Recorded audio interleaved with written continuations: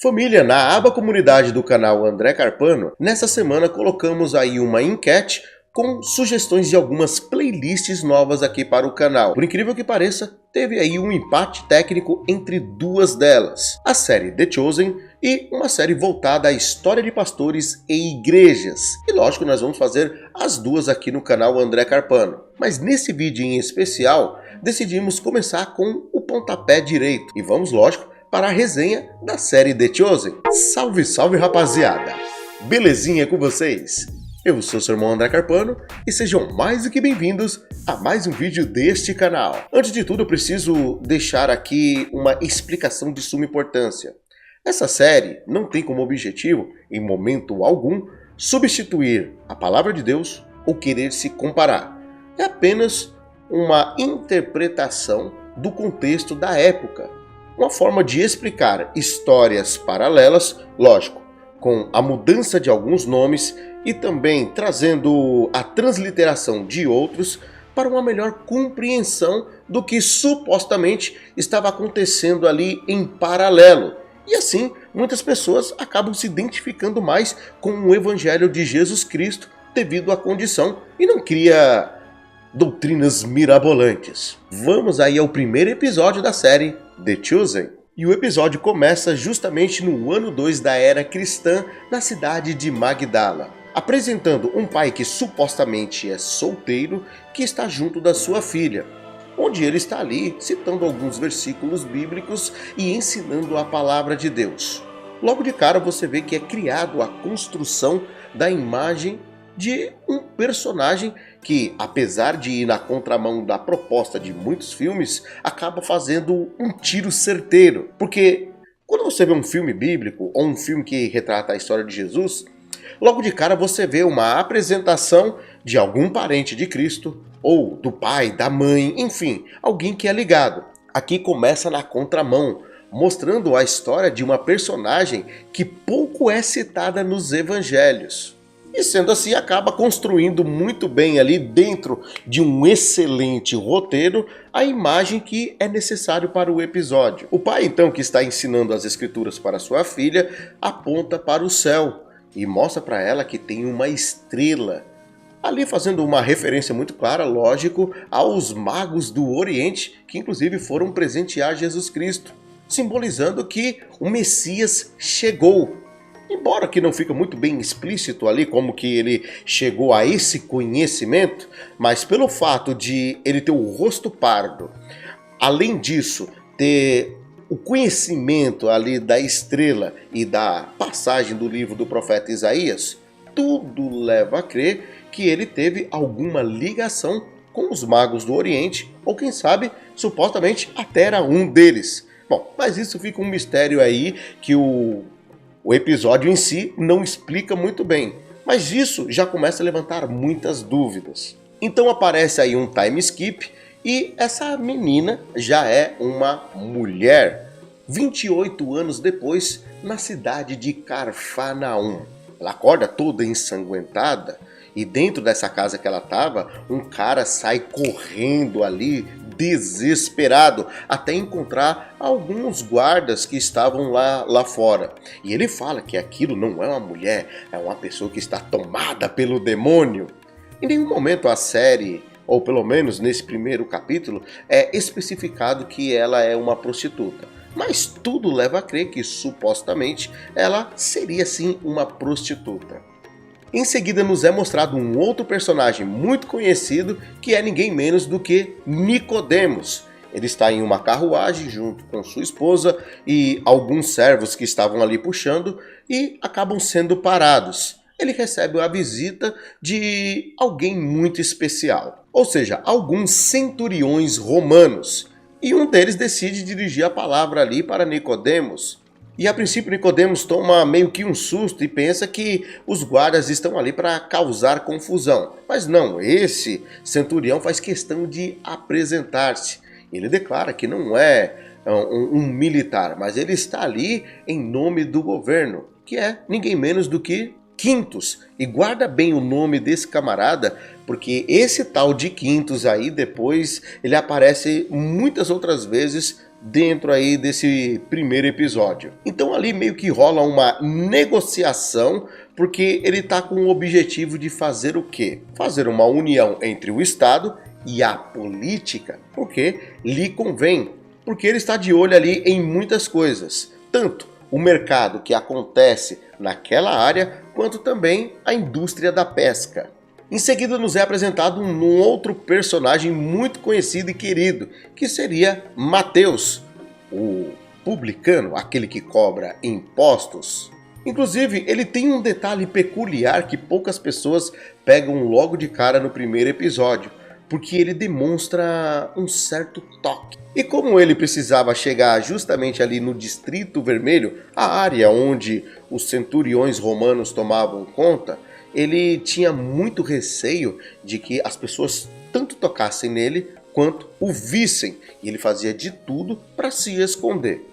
Uma observação aqui que eu preciso deixar muito bem claro, né? Na época, as pessoas que acabavam entrando nesse ramo, que acabavam sendo cobradores de imposto, eram as pessoas mais odiadas. Por quê? Tinham um entendimento que eram traidores da pátria.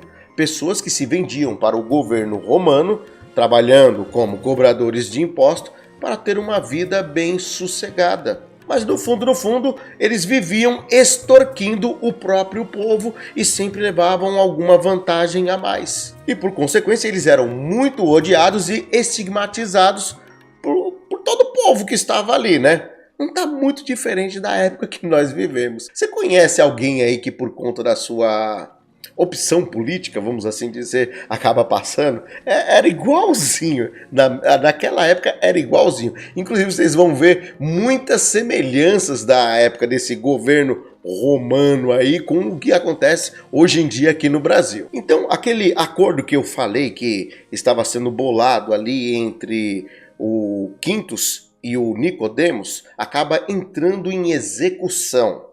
Então Nicodemos tem uma brilhante ideia. Nessas sinagogas que ele dava aula, por ser o mestre maior e mais reconhecido entre todos, ele começou a ensinar muito sobre a questão do sábado, coisa que a própria Bíblia acaba dizendo aí que os fariseus pegavam muito pesado nesse quesito do sábado. E ele atribuiu uma profanação a mais do que se deveria atribuir. Tá certo que na lei estava escrito que não era para deixar de observar o sábado e guardar o mesmo, só que ele acrescentou uma coisinha a mais, sabe, criando a sua sã doutrina da época, parecido muito com, vocês sabem quem, né? É o Davi Miranda. Então, eles decidiram dar um upgrade a mais. Falaram que as pessoas que compravam peixes que poderiam ser pescados no sábado também estariam em pecado. E o pior de tudo é que ele ainda acrescenta uma outra coisa. Quando não fosse extirpado do meio deles, o Messias não voltaria. Muito parecido com aqueles pastores que antigamente falavam muito isso daí, né? Que quem não dava o dízimo, a oferta, não ia para o céu e Jesus não ia voltar se não contribuísse financeiramente. Depois dessa discussão se estende até um pouco mais tarde, quando Nicodemos não dá só a aula a céu aberto, mas ele acaba entrando em uma sinagoga. Quando chega lá, e inclusive ele faz até a brincadeira com o rabino local, e o rabino fica meio que desentendido, não entende o que é uma piada de tão religioso que o camarada era. Como tem mais de um rabino lá, começa ali uma discussão sobre a questão do sábado. Nisso daí, um dos rabinos acaba deixando transparecer que o sábado, apesar de ser observado e ter que ser observado dentro do judaísmo, o sábado era algo também que poderia ser levado por um outro lado, porque tinham pessoas ali que estavam passando fome e eles precisavam trabalhar e eles não poderiam passar fome. Só que nesse momento, quando começa a esquentar mais um pouquinho o debate, eles são interrompidos por mais um centurião romano, convocando Nicodemos para ir diretamente lá para o Distrito Vermelho, a zona que é proibida, onde tem o comércio, o mercado e, lógico, as pessoas mais simples, e também tem ali algumas prostitutas. Enquanto isso, vai rolando uma outra coisa paralela. aparece Mateus já saindo de dentro da carroça que ele estava escondido lá, tentando dar um jeitinho para chegar no Distrito Vermelho, e encontra um centurião, o Gaius, que inclusive tem a voz de ninguém menos o Yoga. Sim, o Yoga do Cavaleiro do Zodíaco é a mesma voz que tem ali do Gaio. E cá entre nós, alguns nomes gregos são assim, né, terminando com S, fica até uma pronúncia diferenciada, né? Cássius, Gaius, uns nomes diferentes, né? Aí volta pro Nicodemos indo lá pro Distrito Vermelho. Chegando lá, ele já sabe o que ele deve fazer, né? Ele tem mais um ofício, não bastando aquele lá que ele tinha que dar um jeitinho aí para os pescadores não pescarem mais, porque havia um entendimento dos romanos querendo entrar nesse mercado. Agora tem mais um serviço para o Nicodemos fazer, ir expulsar um demônio de uma mulher, porque ele é um homem santo, ele é um homem que conhece as escrituras e é um extremista religioso. Então ele era o cara mais capacitado para ir lá expulsar o capiroto. Quando ele chega lá então para expulsar o demônio de Lilith, porque até então não é apresentada como um nome real, mas é chamada por todos ali de Lilith, a mulher que está endemoniada, é notório também a gente perceber algumas coisas que vão de encontro a muitos aspectos atuais. Algumas pichações da época que traziam algumas frases de impacto, como por exemplo, o Messias vai destruir o Império Romano. E enquanto isso a gente observa que acaba tendo ali um desentendimento entre o centurião e o Nico, porque Nicodemos não quer mais se envolver nisso daí. E ele acaba dizendo a seguinte frase: parar a pesca no sábado está na lei, então não é uma violação da prática.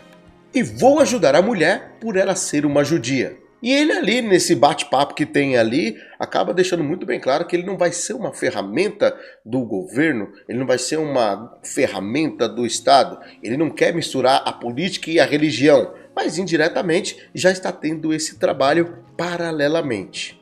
Então a cena acaba cortando para outros personagens que nos são apresentados, que seria Simão e André. Só que junto deles também tem mais duas pessoas, que seriam os dois cunhados de Simão, Josafá e Ibrahim, que estavam ali numa espécie de rinha para conseguir ganhar algum dinheiro, já que a pesca não estava rendendo tanto quanto antes. E depois de perder ali a luta, né, Simão decide fazer o quê? Ir pescar.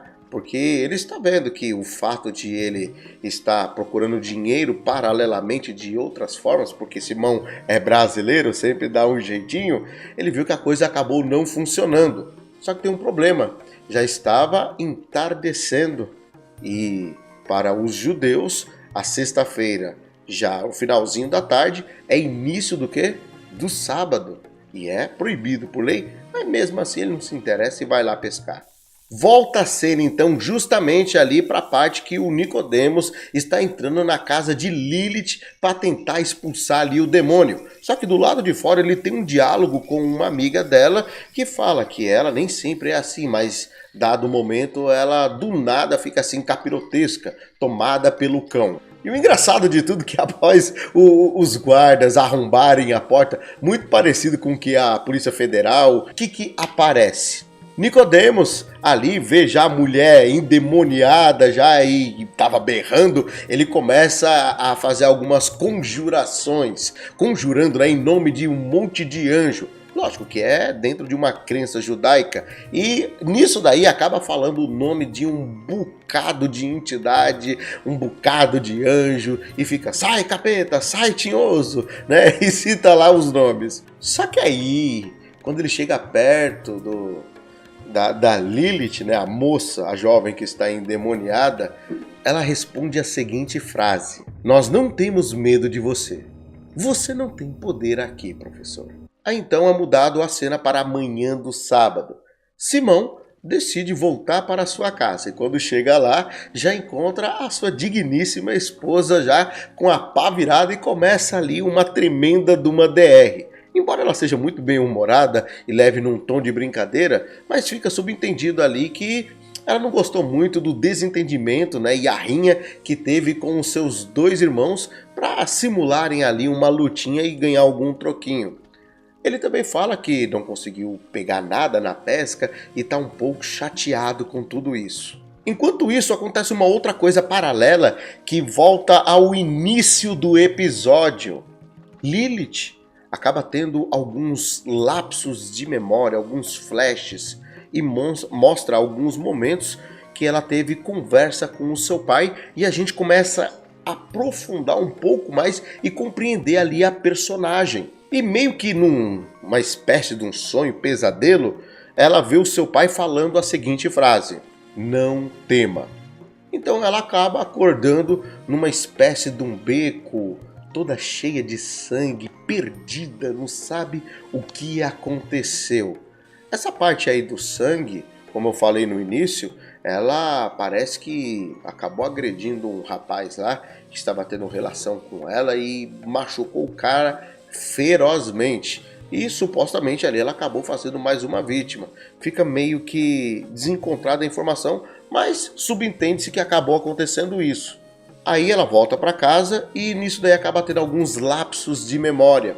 Ela acaba se recordando de quando perdeu seu pai ainda criança, a chegada dos romanos e inclusive um abuso que ela acabou sofrendo, coisa que fica entendido que acabou contribuindo para ela ser meio que revoltada. Revirando as coisas ali na sua casa, ela encontra uma boneca e dentro desse brinquedo uma espécie de um papiro que contém justamente aquela passagem que o pai dela lhe ensinava sobre Isaías. E como ela já está totalmente perdida, ela decide rasgar aquilo ali e esquecer a palavra de Deus.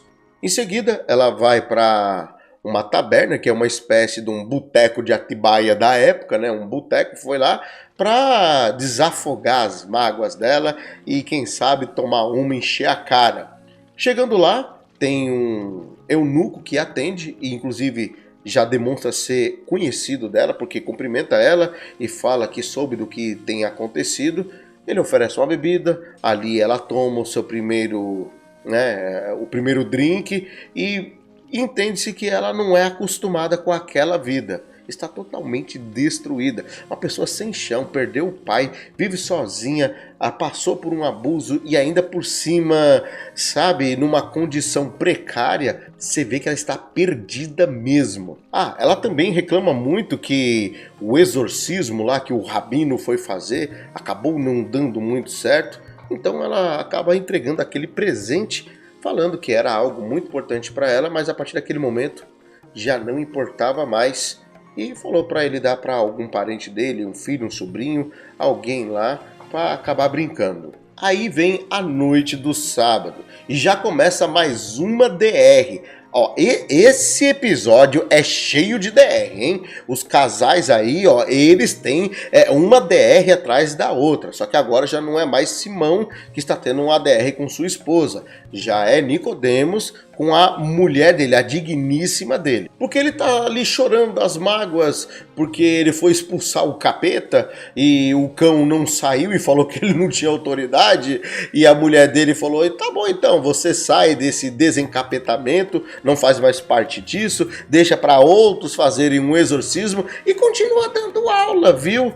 Então, como ele tá assim meio, desiludido da vida, ele começa a fazer uma autorreflexão. E esse ponto é interessante. Ali ele começa a refletir. Será que Deus é apenas algo que a gente vê, mas de uma forma turva? Será que Deus é além do que nós estamos imaginando? E começa a questionar a sua teologia, começa a pôr ali em xeque tudo o que ele aprendeu e o que ensina, se é certo ou se é errado. Nisso daí a mulher dele manda ele calar a boca, porque mulher é quem diz a última palavra, e fala, você não vai falar esse tipo de coisa na frente de seu ninguém. Você falou aqui comigo, mas na frente dos outros você nunca vai falar isso daí, porque é uma blasfêmia. Tadinho, né? Se ele deixar a sã doutrina, passa fome, né? Não pode, tem que continuar com a sã doutrina. Volta a cena então para Lilith, que depois de tomar, encher o caneco no boteco de Atibaia lá, ela chegou num penhasco com o objetivo do quê? Vocês já sabem, né? Esse era justamente o objetivo dela. Só que acontece uma coisa, uma pomba aparece na frente dela e ela perde ali o rumo do que ia fazer e como que se a pomba chamasse a atenção dela. Então ela desiste de pular lá embaixo e volta para o caminho que estava. Enquanto isso, os dois irmãos que eu falei, Simão e André, decidem ir pagar os seus impostos e chegam então até Mateus, que estava lá junto com aquele centurião, e vão lá acertar as contas. Quando chegam lá, descobrem que o André acabou atrasando lá os seus pagamentos e deve pagar 60% a mais. E ele não tem dinheiro para isso. E nisso daí, Simão, como é um bom brasileiro, decide fazer o quê? Dar um jeitinho. Fala, não, peraí, eu tive um acordo aí com Quintus, conversei com ele e nós estamos isentos. Aí o Mateus fala, você tem certeza? Falou assim, tenho certeza. Não precisa você cobrar nada da gente, nós estamos isentos e pode cancelar aí a conta, fecha a conta, passa a régua. Nós não vamos pagar nada. Se quiser, pergunta lá para ele. Pra vocês terem uma ideia, Simão é tão louco que até o barco deles estava penhorado, porque já haviam meses que eles não pagavam. Mas, como ele é brasileiro, já sabe. Quando os irmãos saem dali, então, começam a ter um diálogo. Eles chegam numa espécie de uma taberna lá para também, conversar e tomar uma ali juntos. E Simão acaba comentando ali com André que no sábado, quando ele estava pescando, que era proibido, à noite, ele acabou encontrando aí nada menos do que uma frota com 6 mercadantes, 6 barcos grandiosos lá pescando, e por isso que ele não conseguiu pegar nada nessa noite. E saindo dali, encontrou com um soldado romano, e ele, como ficou espantado, o susto de ver o soldado romano, decidiu conversar com ele, falou, o negócio é o seguinte, não pesa pro meu lado não, e eu quero conversar com Quintus, eu tenho uma proposta a fazer para ele. E por incrível que pareça, Quintus já estava ali do lado, já observando, e falou, qual que é a proposta? Ele falou, se você me aliviar aí a situação, fazer com que não pegue mais bicho pro meu lado, deixar a gente tranquilo, sossegado e não pagar mais impostos, eu entrego para você os outros pescadores, os outros mercadantes que tem por aqui. Aí então meio que tem uma discussão entre André e Simão, porque André começa a ver que Simão está sendo um picareta contra a sua pátria, está sendo um traidor, Ele colocou uma camisa, vocês sabem, a cor, não precisa dizer aqui, e acabou fazendo L nesse momento. Então, Simão, o André fala, não, para com isso, rapaz, você tá fazendo L, deixa disso. Então aparece Lilith seguindo a pomba, meio que desorientada, sem rumo, sem saber aonde ir. E por incrível que pareça, ela tá voltando lá pro boteco de Atibaia, a taberna, que inclusive acaba se deparando com Simão e André saindo de lá. Meio que tem um encontro entre eles. E ali o eunuco decide não dar a dose para ela, fala, não, tá bom, e ela, não quero saber, eu quero uma dose maior ainda. Aí ele foi e serviu a dose bem caprichada para ela. Na hora que ela foi pegar a dose, quem aparece? Aquele que estava sendo aguardado o episódio todo. Quem? Jesus. Coloca a mão sobre a dela e segura e fala o seguinte, isso não é para você. Então, como uma boa novinha numa balada, o que ela faz? Sai de lá de dentro com o seu copo, caminhando e depressa lá para fora. Jesus anda calmamente seguindo ela. E vendo então que ela não ia parar, chama pelo nome e diz, Maria. Ela para, prende a respiração. Nisso você começa a ver que tudo aquilo que foi criado já toca na alma da pessoa. E ele fala pela segunda vez, Maria de Magdala. Ela solta o copo e olha para ele lentamente. E ela faz a seguinte pergunta, quem é você? E lógico que ele responde, assim diz o Senhor, aquele que a criou, aquele que a formou. Não tema, pois eu a resgatei, eu a chamei pelo teu nome. Você é minha. Cara, quando eu vi isso, a lágrima desceu dos meus olhos. É incrível a apresentação aqui, a forma que é interpretada. Nossa, eu senti na pele, é incrível isso! Então, Maria vai até Jesus, se ajoelha diante dele e o abraça. E assim acaba o primeiro episódio. Mas e aí, família? O que vocês acharam? Devo continuar? Devo parar por aqui? Bom, comenta aí. Mais uma vez agradeço o carinho e atenção pelo baixinho.